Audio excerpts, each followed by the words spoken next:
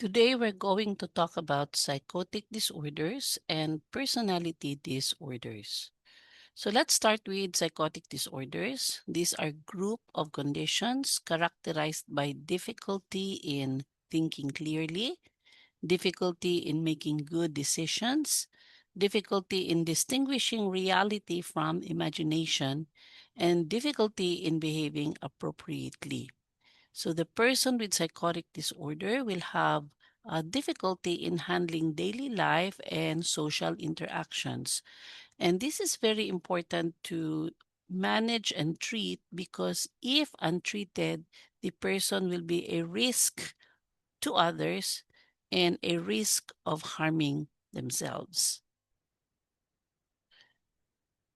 So, what are the different principal psychotic disorders? So, we have several kinds. So, we have this schizophreniform, schizoaffective, delusional, brief psychotic, shared psychotic, schizophrenia, substance induced, and psychotic disorder due to general medical condition.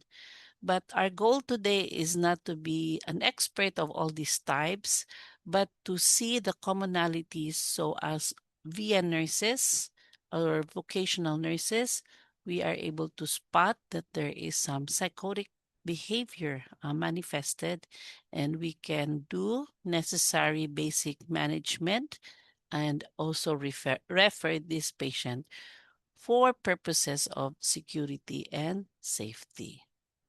So one by one, let us briefly describe this psychotic disorder.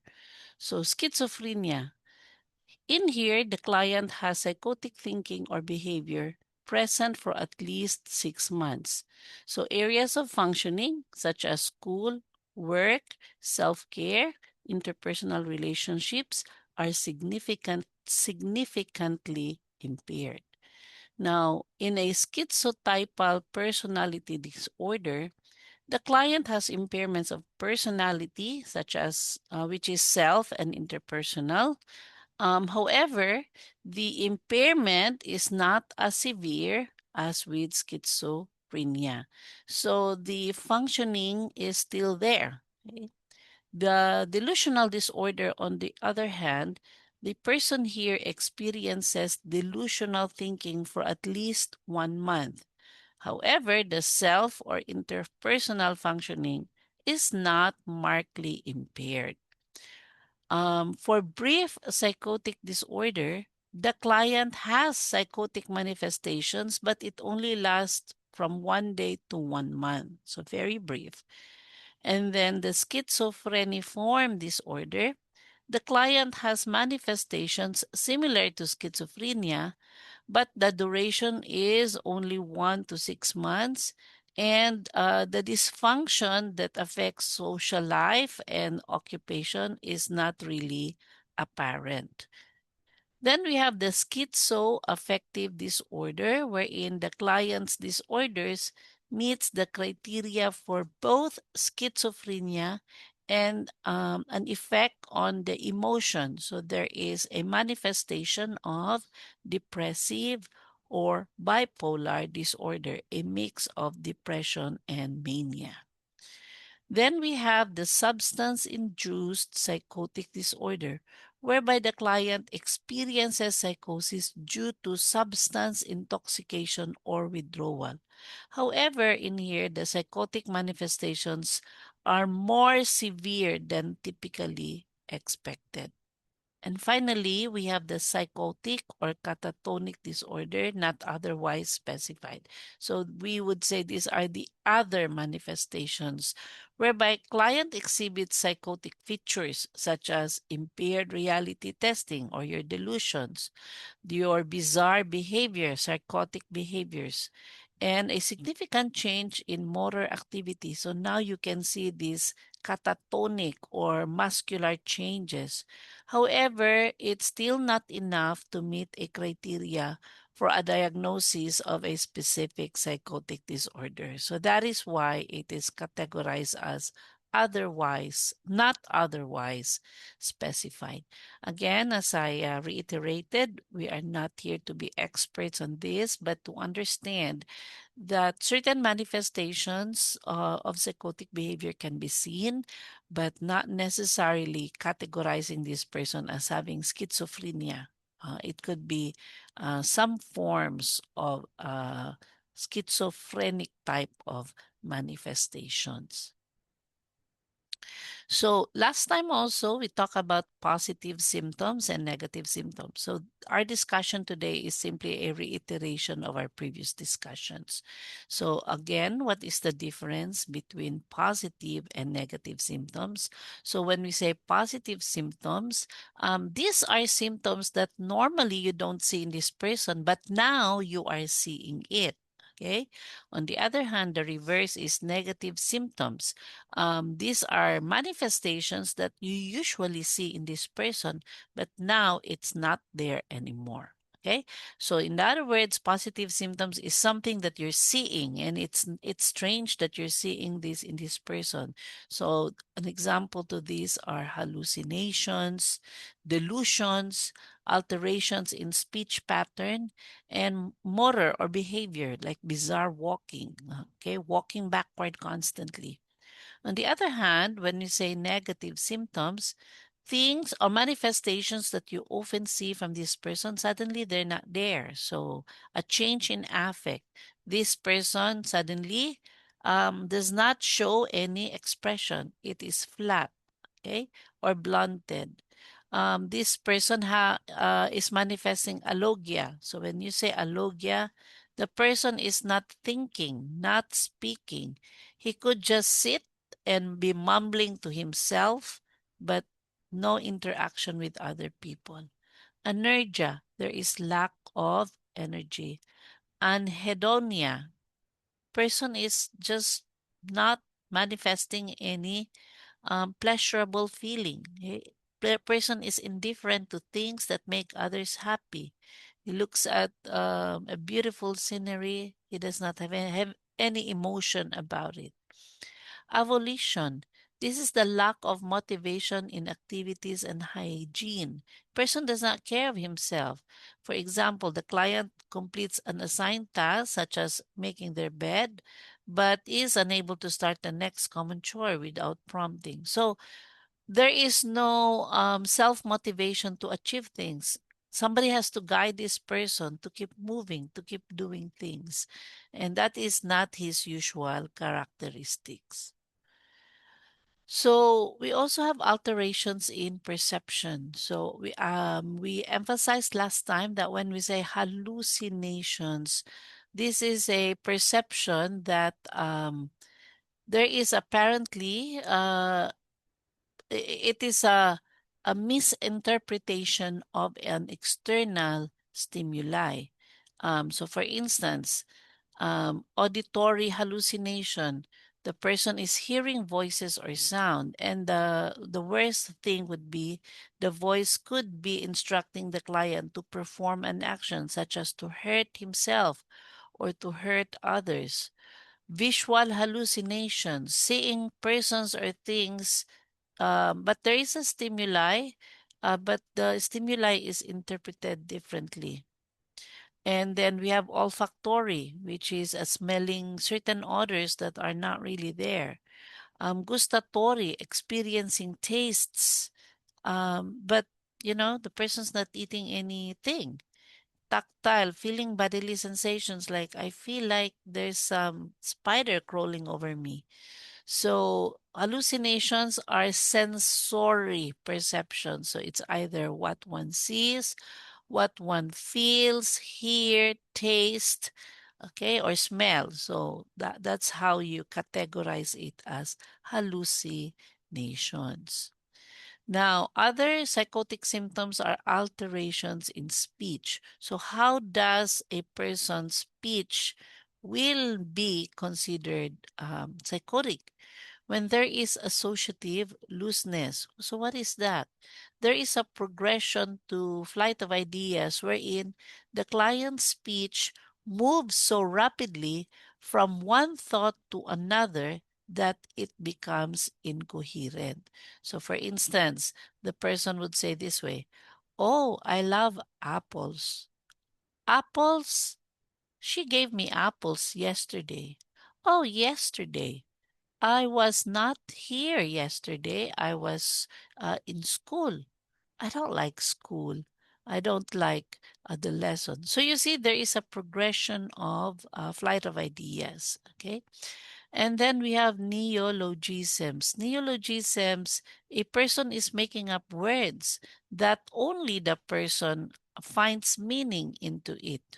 The words are not even like a native language. It's really a new word created by this person. Then we have echolalia. So from the word echo, there is repetition of the words spoken to them. So you say to the person, so the person's like a toddler. You say, "How are you?" And the person says, "How are you?" And then you say, "I'm good." And he would say, "Good, good, good." It's just repeating words spoken to them. And then we have clang association. This is a meaningless rhyming of words. So the person is talking as if he's doing a rhyme poem, okay, or he's doing a rhyming song, okay, fox, box, locks, okay. Word salad. From the word salad, these are jumbled words. There is no meaning or significance to it. And so this example, a hip hooray, the flip is cast, and wide sprinting in the forest. So really no meaning. Then we have circumstantiality from the word circumstance. So there are a lot of unneeded details during a conversation. It's like beating around the bush. When a person is describing in great detail the weather, the clothes they're wearing, the plans for the day, he cannot answer or say right away, direct to the point, because he has a lot of things that he would add to the details. And that's a sign of a psychosis, especially if the person does not speak that way in the past and now is speaking that way.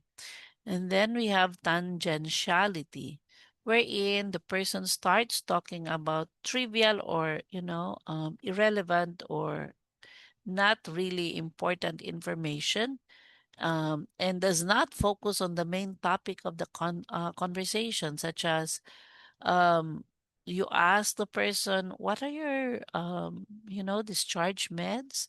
And the person will answer, "Oh, I have a very good lunch today," and talk about something else, changing the topic. Okay. But this one is not consciously changing the topic. He's just off tangent. Okay. Now, the worst kind of manifestations are your delusions. Delusions are alterations in thought content. Okay, there are alterations in thoughts. These are alterations in thoughts. They are fixed. There are false beliefs. And the problem is we cannot correct this by reasoning. And the thoughts are so bizarre that it can really be a cause of harm to the person or to others. So here are examples of these delusions. So one is ideas of reference.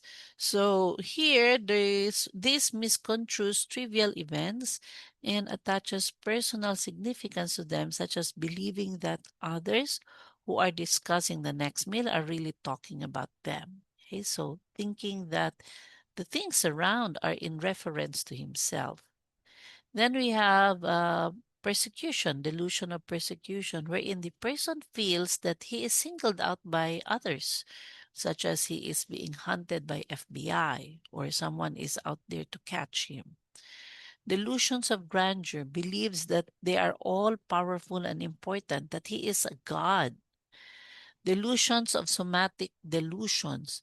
Okay, so this person believed that his body is changing in an unusual way, such as he has a third eye, he's got a third leg. Okay, Delusion of jealousy. Okay, this is scary now for partners because there is a belief that the partner is sexually involved with another person, even though there is no basis at all for this belief. Delusion of being controlled. So, belief that there is a force outside controlling them. And delusion of thought broadcasting. The person believes that his thoughts can be read and heard by others. Thought insertion believes that the thought of others are the ones being inserted into his mind. Thought withdrawal believes that their thoughts were removed by an outside entity. Delusion of religiosity. One is obsessed with religious beliefs. And delusion of magical thinking, a belief that their actions are or thoughts are able to control situation and affect others, such as if I wear a hat, I become invisible to others. So that is a delusion of magical thinking. We also have manifestations of difficulty in terms of personal boundary. So here the person is disenfranchised with his own body, his own identity, and his own perceptions. So as you can see here in the slide, the person sees himself differently in the mirror. One sees himself like he's a king, and the other one sees himself like he's a superhero. So when you say depersonalization, this is a non-specific feeling whereby a client lost his identity. So his self is different or unreal. And when you say derealization, the one who changed is not himself but the environment. So this is a perception that the environment changed, such as the environment is shrinking. And then we have illusions. Illusions, these are misperception or misinterpretation of real experience. So let's differentiate that from hallucinations. Illusions, there is a stimuli and this is misinterpreted. While hallucinations, there's nothing out there, but the person is having those perceptions using now the visual perceptions as smelling, touch, as if they are real, but really there's nothing out there. Then we have alterations in behavior. So there is extreme agitation. So these are all psychotic manifestations. So there's extreme agitation, which includes pacing and rocking. Stereotype behaviors, these are patterns that had meaning to client, such as sweeping the floor, but now they are mechanical and lack purpose. Automatic obedience, they're like robots, they just follow. Waxy flexibility, this person assume a certain position and keep that position for extended period of time. Being stupor or motionless for a long period of time as if the person is in coma. Negativism, doing the opposite of what is requested. Ecopraxia, there is purposeful imitation of movements made by others. Catatonia, there is decrease or increase in the amount of movement, but the movement is rigid, as if there is catalepsy and the limbs remain in whatever position they are placed. So they're like frozen. Motor retardation. Retardation means slowing down. And then we have impaired impulse control, wherein the person will just react. There is no control of his impulses.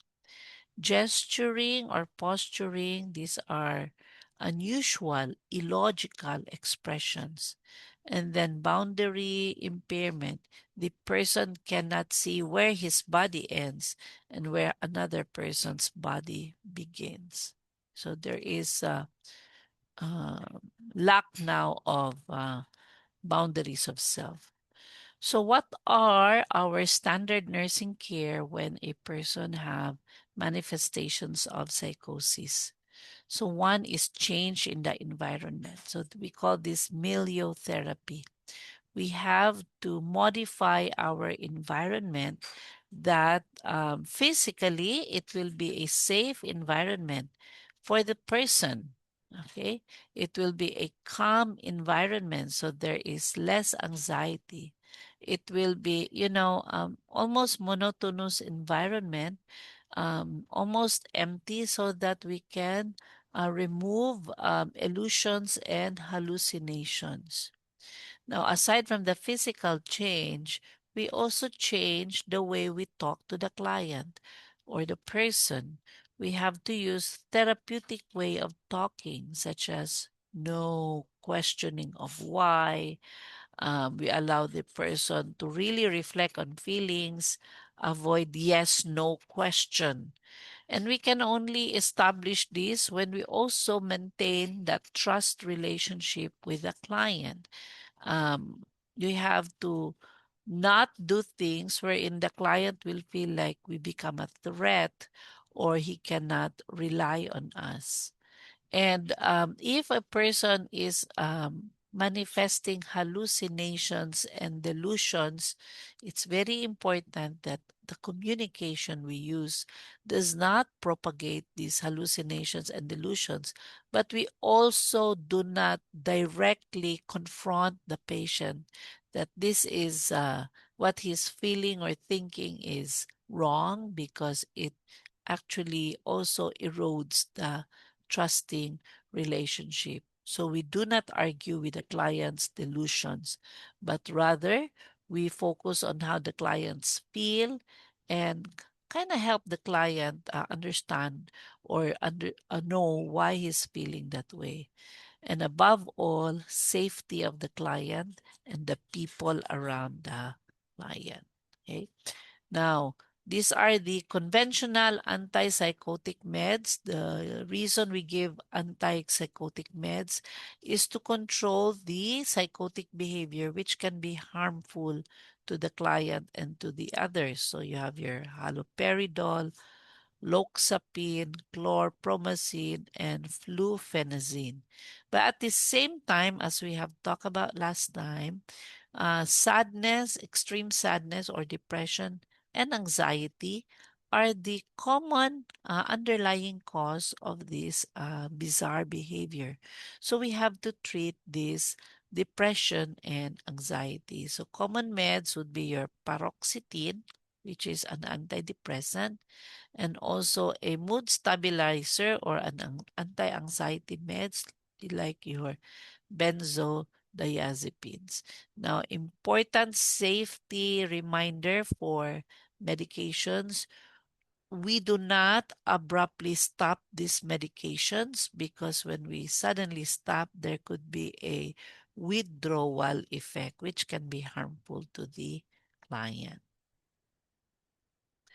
Okay, so that was a brief summary of psychotic disorders.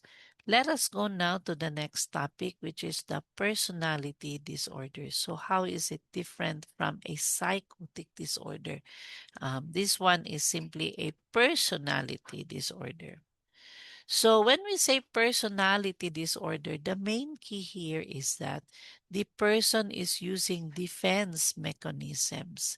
And unfortunately, this defense mechanism that the person used has become maladaptive, meaning it is wrong. It is used in a wrong or in a manner that it is now causing problems, disturbance to himself and to his life, instead of him coping properly and coping properly with whatever is stressing this person. So some defense mechanism include repression, suppression, regression, undoing, and splitting. Okay. So splitting is commonly associated with a borderline personality disorder. So it's like two personalities being manifested. It can also be the defense mechanism. The maladaptive defense mechanism is characterized by inability to incorporate the positive and negative aspect of oneself or others. And there are also mechanisms, defense mechanism, wherein a client tends to characterize people or things as, well, everyone good or everyone bad. So the client might say, you are the worst person in the world. And later that they may say again, you are the best. But the nurse on the last shift is absolutely terrible. So this is not, the person is trying to preserve himself, but in an extreme manner that it has become maladaptive. So clients who have personality disorders often have comorbid substance use. So they are into something, okay? And they would have a history. Generally, these people have history of both non-violent and violent crimes, including sex offenses. So, what causes this person to have this maladaptive defense mechanism, which is generally why this person have a personality disorder issue? So, a major factor would be the psychosocial influences, probably a childhood abuse or a childhood trauma, or other factors that is directly linked to the parenting style of the parents or the caregiver. So here are the 10 types of personality disorders. But before I go through, the 10 types is actually grouped into several clusters. So let me go through the cluster first. So we have cluster A, which are the eccentric or odd personalities. We have cluster B. These are the dramatic, the emotional, or the erratic personalities. And we have cluster C. These are the anxious or fearful type of personalities characterized by insecurity and inadequacy. So let's start with cluster A, the odd or the eccentric personality. So these are characterized by those with paranoid, those who are schizoid and schizotypal. So what do you mean by this? These people have odd personality. They are kind of, these are what we categorize as weird. Okay. So they may be more of the paranoid type. They're always distrustful, suspicious. They always believe that the people out there are out there to harm them, to exploit them, or to deceive them. Okay? They cannot trust others.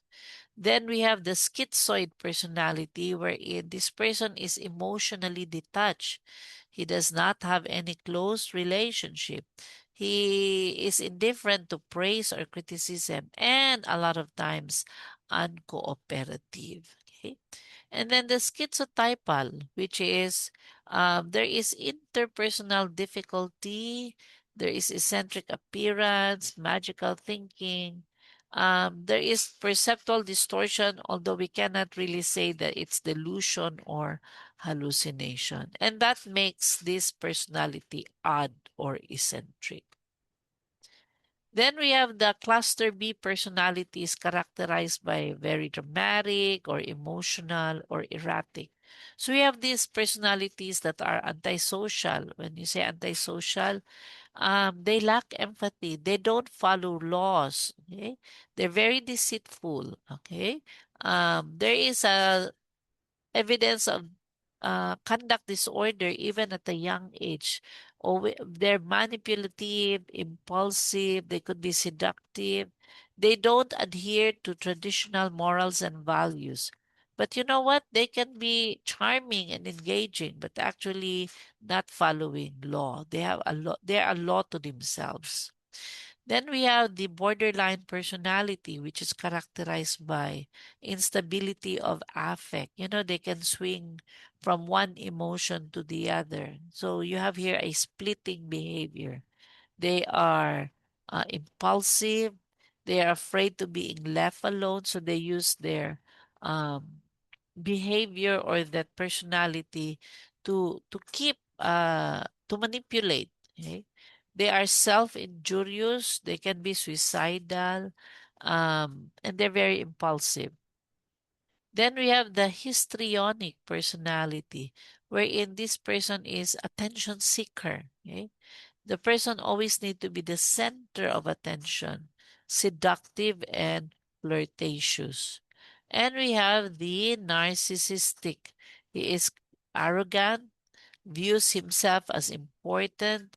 There is a need for consistent admiration, and there is lack of empathy for others. And this is often the cause that there is a straining of a relationship, and very sensitive to criticism.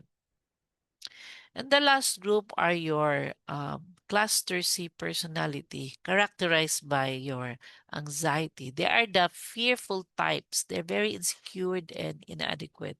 So the personalities could be avoidant, meaning the person is avoiding situations that require interpersonal contact.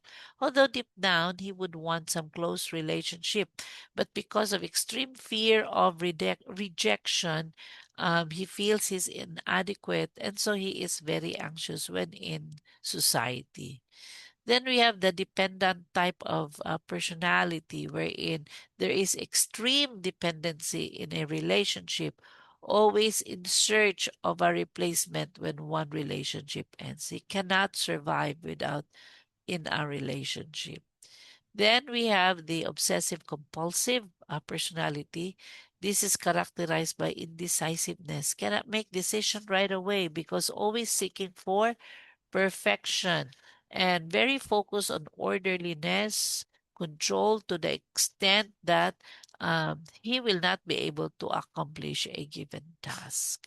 Okay, so with those different personalities,